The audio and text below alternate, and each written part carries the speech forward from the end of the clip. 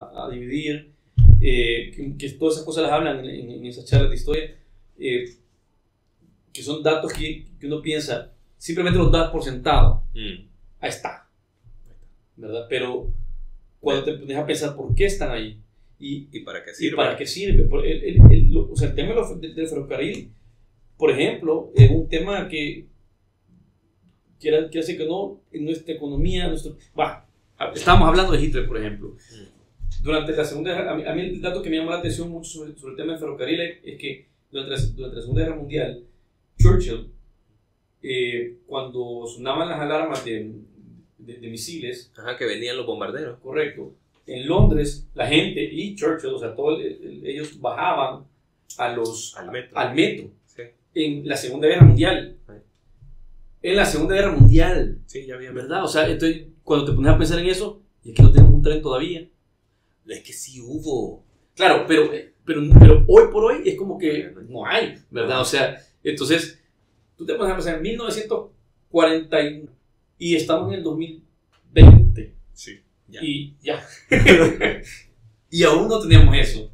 Sí, pero es que es relativo, porque lo que sucede es que, bueno, si vos te acordás de lo que contaban en esa clase, estaba el tranvía de sangre, y luego hubo un momento en que había un tranvía eléctrico en San Salvador, pero que gradualmente lo fueron quitando porque fueron entrando los intereses de los dueños de autobuses. Ajá. Entonces, ponerlo en perspectiva con lo del Citrans, que no digo que esté bien hecho, porque hace un desastre de tráfico, pero era un intento de claro. X o Y. Entonces, también hay que pensar cuáles son las características propias de nuestro contexto. O sea, quizás un metro a nosotros no nos funcionara porque quedaríamos enterrados por el cachimbo de terremoto que tenemos.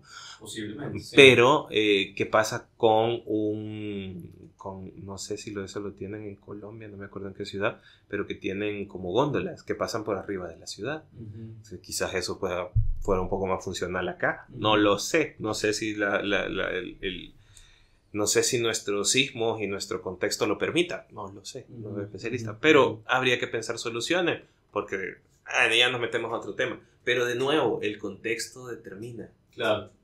Y es lo mismo que pasa con el libro. El contexto determina la producción artística. Sí, porque hasta que sale Martínez, tenemos esta última pintura que yo menciono, que es donde se ve ya un indígena por el tipo de el crucificado se llama. El crucificado. ¿Y este de quién es? Noé Canjura. De Noé Canjura, y es una pintura, bueno, esta es la versión más antigua que encontré, que está fechada, el documento que encontré está fechado en 1947 quizás, no me acuerdo, sí, 1947, pero el cuadro obviamente es de antes. Sería genial si lograra encontrar el cuadro y ver que estuviera fechado antes de que saliera Martínez, porque quiere decir que se estaba haciendo denuncia del maltrato al campesino, durante la época de Martínez. No lo sé porque no he encontrado la pintura, no sé si existe, no sé si todavía se puede encontrar. Esta pintura no está en ningún museo. No. Esa pintura la encontré oíste esto, la encontré en una fotocopia de un panfleto de una exhibición, que ese panfleto probablemente, no sé si existe también porque estaba digitalizado en un archivo que hay en el Museo de Arte de una investigación de otro investigador del arte nacional que se llama Jorge Palomo. Entonces, de toda esa documentación que quedó, de esa investigación que hizo Jorge, que hizo la cronología. ¿Qué año fue esa documentación o esa investigación? Hace poco la acaba... Bueno, yo estaba escribiendo el libro y él todavía no había publicado su investigación. Se llama Cronología de la Pintura de El Salvador, una cosa así. Que la hizo Jorge. Entonces, dentro de todo eso encontré esto y he encontrado otras pinturas que también son oro, ¿entendés? Y que están en panfletos, en fotocopias, en revistas, en periódicos, en fotografías a periódicos viejísimos que probablemente ya no existen. Entonces, fíjate que yo pienso que entonces no grabó. No está grabando. Ok. Pues sí, estábamos hablando del crucificado y lo tengo aquí. Ese está cabal, grande. Ese es de tus archivos. Sí, este es de la... Bueno, y esta es otra cosa interesante. O sea, el que está acá, te decía yo que es el más antiguo. Ajá. Porque en realidad hay una versión de 1984 del mismo artista y si te fijas es bastante similar. Cristo del Maíz, dice ahí. Exactamente. En uno se llama el crucificado y en el otro se llama el Cristo del Maíz, según los documentos que he encontrado. Pero es interesante porque esto, por ejemplo, ya no sale en el libro, entre otras cosas. Ajá. Y es bonito pensarlo porque este es de 1947 y esta es una versión de 1984 y ninguna de las dos pinturas está. Existe, o sea, bueno, existe, pero no sé dónde está. Nadie sabe dónde están. Ajá, por lo menos yo no sé dónde está. ¿No sería maravilloso que a raíz de esta publicación Uy, alguien diga, yo no tengo? sería genial porque en realidad es la primera, esta del 47 es la primera pintura que hay documentación que habla del martirio o maltrato a los campesinos e indígenas. Sí. Y aunque se encontrara el 84 por la referencia, sería súper... Y llama la atención hasta que el tipo de... O sea, la pintura... Se mira el pelo, el cabello como bien lacio, bien... Pues que así es el pelo en el campo, o sea, como lacio. Es normal. Ajá. Que así sea. Bueno, pero igual estamos tan mezclados que ya encontramos todo. Tú mencionabas que, o sea, que si estuviera o si se encontrara fuera oro. Pues para mí sí, pero como historiador de la pintura de El Salvador, para mí sería genial. Ajá. Porque, pues sí, es la primera pintura que hace referencia a una situación que se da como en el 32, pues que da pie también a la construcción de la identidad nacional. Y ya no es el indígena bonito, como que es estampa, ¿verdad? Sino que sí, cabal, como trabajando el barro o trabajando el campo, que es lo típico que conocemos, ¿verdad? Esto es más trágico. Es un poco más trágico. Hay que entender también que ya para el 47 el comunismo ya está bastante más desplegado en el mundo, entonces ya se ve un poco más la imagen del campesino como alguien maltratado, como alguien que se tiene que levantar, que tiene que estar como en contra de. Sí. Entonces hay que entender también un poco el contexto, ¿verdad? Sí. En ese sentido, cómo va cambiando, pero igual es la primera representación del maltrato a los indígenas y a los campesinos que se ve en la plástica nacional. ¿Qué será lo que hace que una obra de arte valga en dinero? Un montón de cosas, desde la publicidad que se le dé, desde el recorrido del artista, puede ser no solamente académico, sino toda su trayectoria. Puede ser la paja que haya creado el curador de la exhibición, puede ser el valor histórico que tenga, puede ser, puede ser la pericia técnica, que muchas veces eso también es importante. Hay un montón de factores. Creo que tú fuiste el que me mencionó en algún momento que hay una ley aquí con respecto al arte. Sí. ¿Cómo funciona eso? Bueno, existe una ley que no me acuerdo exactamente en este momento cómo dice, pero que en teoría debería obligar a que las construcciones que se hagan en el país, que tengan X o Y dimensiones, incluyan dentro de su presupuesto comprar obras de arte para que hagan parte de la construcción. Pero eso aplica, creo que a alguien más le preguntamos después, creo que me dijeron que eso lo aplicaba solo para construcciones de lugares públicos o edificios públicos o cosas así. No estoy seguro, por eso te digo, no estoy seguro para la dimensión y el tipo de construcciones, pero sí sé que hay una ley que obliga a que se compre obra de arte para que haga parte de la construcción, de parte de la decoración, pues, al final de cuentas. Y digamos, el tema de el mercado de arte en El Salvador. Quisiera conocer un poco más del mercado de arte en El Salvador. Lo que yo sé del mercado de arte en El Salvador es lo que yo veo que venden como artesanía, que, o sea, depictan de forma muy bonita los pueblos y todo eso, pero no sé si eso se le llamaría mercado de arte. Bueno, tal vez sí, pero creo que hay otro mercado más que vende arte más elaborada, tal vez más hacia afuera, o no sé, o tal vez otro tipo de arte, escultura, no sé, pero ¿cómo funciona? Vaya, mira, lo que hay que tener claro es que hay artistas que mal que bien viven de su obra. Sí. O sea, eso te determina de que, bueno, se puede. ¿Qué tan difícil es y cuándo va a llegar eso para cada quien? Eso es relativo. Claro. Pero se puede. Ajá. Ese es el primer punto. O sea, sí existe Sí esperanza existe. para alguien que está pintando hoy en día Sí.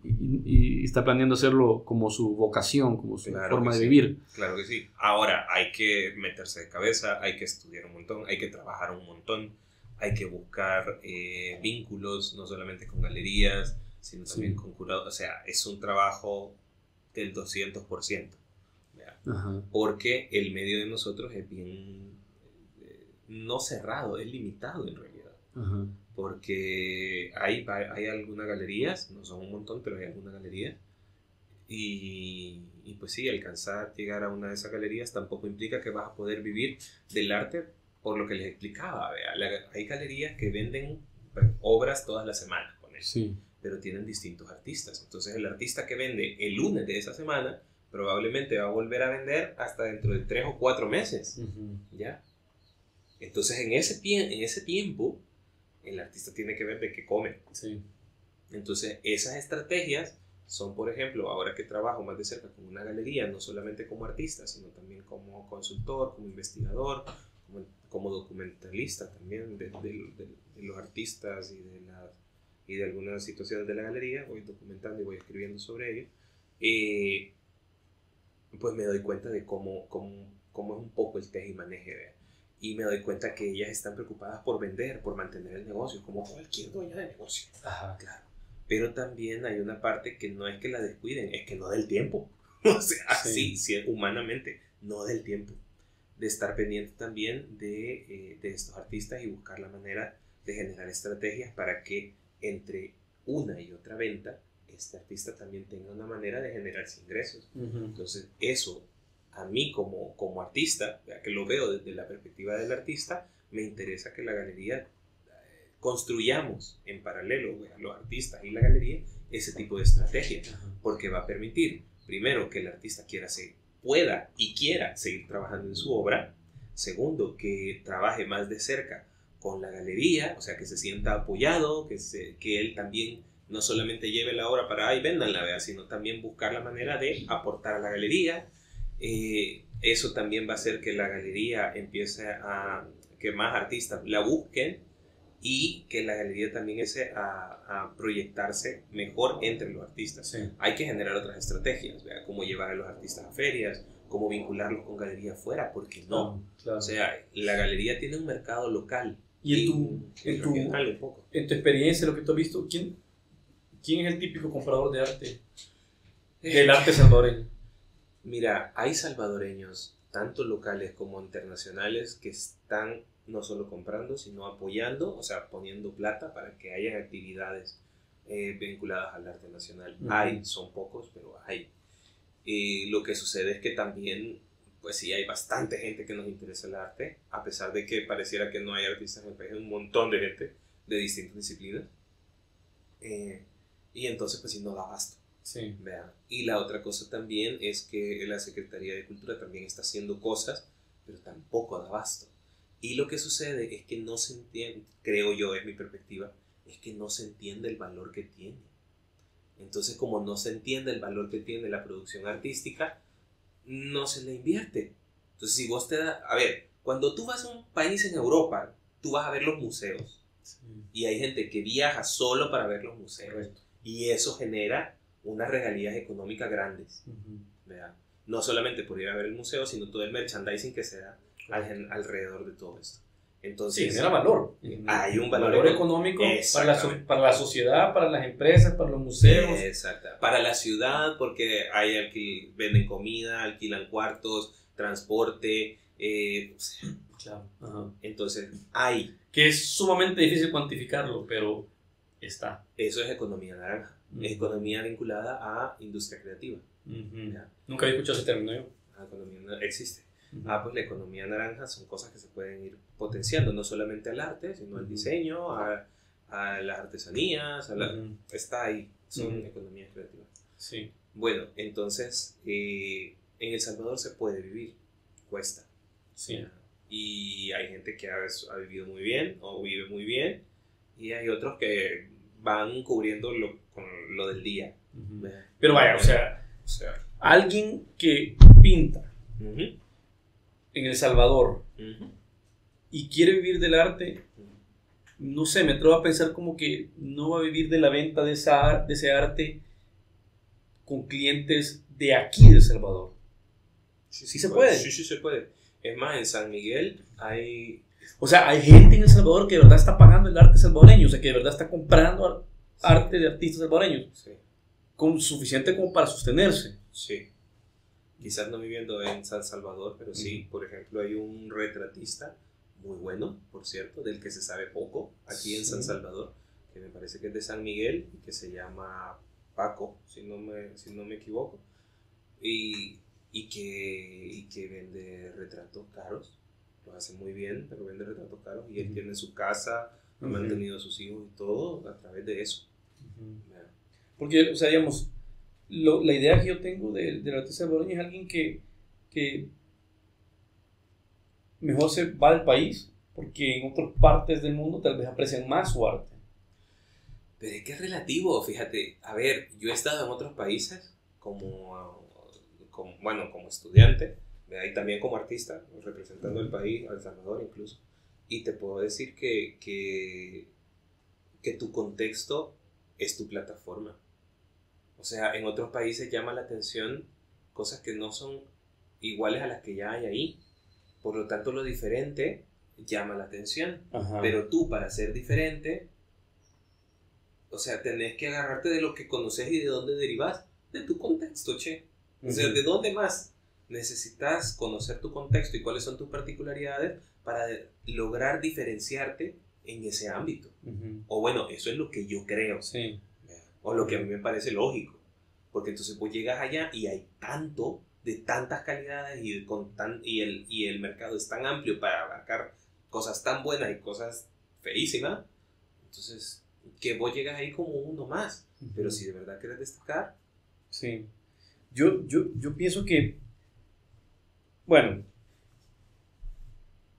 es bien probable que parte del problema de los artistas en El Salvador es que esto no es algo malo, no es que sea malo esto en su personalidad, sino que simplemente el artista quiere estar pintando, el artista quiere estar haciendo arte, el artista Claro, es su mundo. es lógico.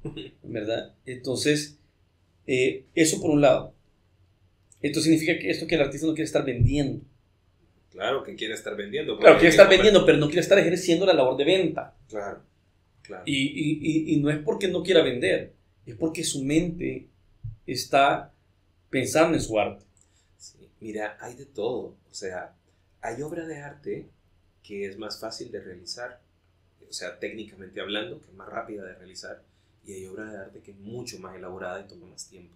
Ajá. Así como hay gente, por ejemplo, tenés el caso de Roberto Rivera, que él es un artista